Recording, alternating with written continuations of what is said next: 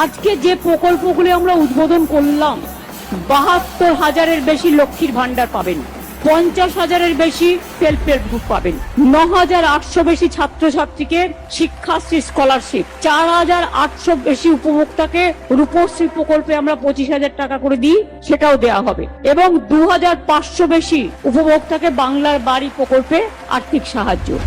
বাংলা এবার ধান উৎপাদনে সারা ভারতবর্ষে ফার্স্ট হয়েছে।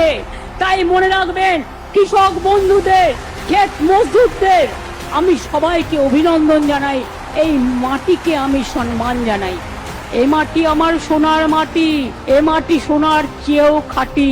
এই মাটিতেই জন্ম নিল রবীন্দ্র নজরুল, একই বৃন্তে দুটো কুসুম, আলোকময় সে ফুল। তাই বাংলার ঘরে ঘরে নতুন প্রজন্ম হাল ধরো আজ ভারতের দরবারে। আমরা হারবো না, মাথা নত হবে না।